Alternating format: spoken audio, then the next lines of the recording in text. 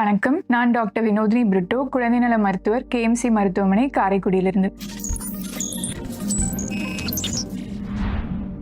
இன்னைக்கு நம்ம பார்க்கக்கூடிய டாபிக் பார்த்தீங்கன்னா சிம்பிளானது தான். பட் இருந்தாலும் இதில் சில நுணுக்கமான விஷயங்கள் இருக்கு. அது பெற்றோர்களாகிய நீங்கள் தெரிஞ்சுக்கிட்டா கண்டிப்பாக பயனுள்ளதாக இருக்கும்ன்றதை நம்புகிறேன். ஸோ நம்ம இப்போ டாபிக் உள்ள போவோம். குழந்தைகளுக்கு காய்ச்சல் வந்தால் வீட்டிலேயே பெற்றோர்களாகிய நீங்கள் 2 இல்லை 3 நாள் எப்படி வீட்டிலேயே பராமரிப்புன்றதை நம்ம பார்ப்போம். ஸோ ஃபஸ்ட்டு பாப்பாவுக்கு ஃபீவர் இருக்குன்றதை எப்படி நம்ம கண்டுபிடிக்க போகிறோம்? ஜஸ்ட்டு தொட்டு பார்க்குறது மட்டும் கரெக்டான மெத்தட் கிடையாது.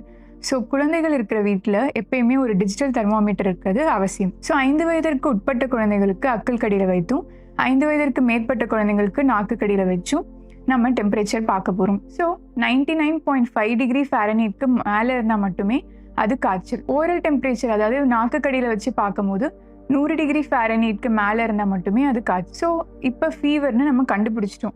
அடுத்து என்ன பண்ணலாம்? உங்களுக்கே தெரிஞ்ச விஷயம் தான், பேராசிட்டமால் உங்கள் எல்லார் வீட்லேயுமே இருக்க போகுது. பட் நம்ம அதை கரெக்ட் டோஸில் கரெக்டான இன்டர்வெல்லில் கொடுக்கறது தான் ஒரு இம்பார்ட்டண்ட்டான விஷயம்.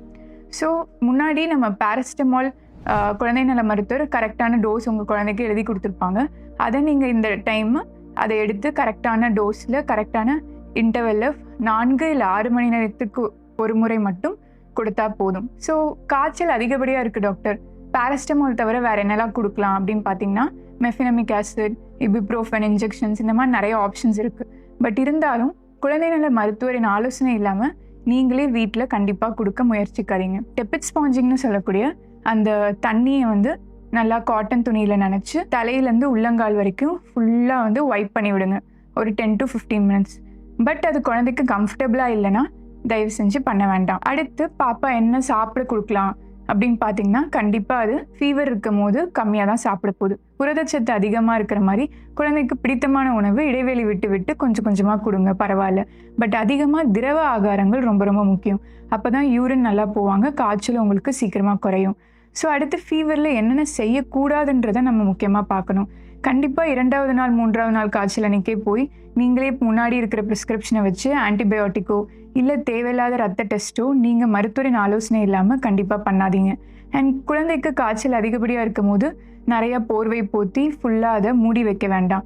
காத்தோட்டமாக விட்டால் தான் காய்ச்சல் உங்களுக்கு சீக்கிரமாக குறையும். ஸோ ரெட் ஃப்ளாக்ஸ் அப்படின்னா என்னென்னா, அறிகுறி இருக்கும் போது குழந்தை நல மருத்துவரை நீங்கள் சீக்கிரமாக அணுகணும் அப்படின்றத பார்ப்போம்.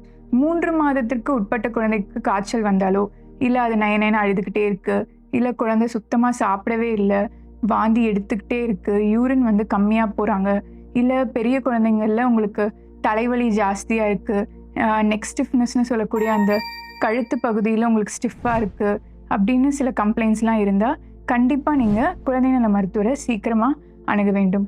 ஸோ இந்த டாபிக் மாதிரி உங்களுக்கு வேறு சில டவுட்டும் குழந்தை வளர்ப்பை பற்றி அந்த மாதிரி இருந்துச்சுன்னா கண்டிப்பாக இங்கே நிறையா ஸ்பெஷலிஸ்ட் டாக்டர் என்னோட சேர்த்து இருக்காங்க. நீங்கள் கேஎம்சி மருத்துவமனை காரைக்குடியை அணுகலாம்.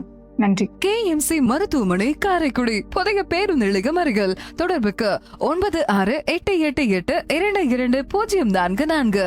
உயிர் காக்கும் உயர் சிகிச்சைகள் அனைத்தும் உங்கள் அருகில்.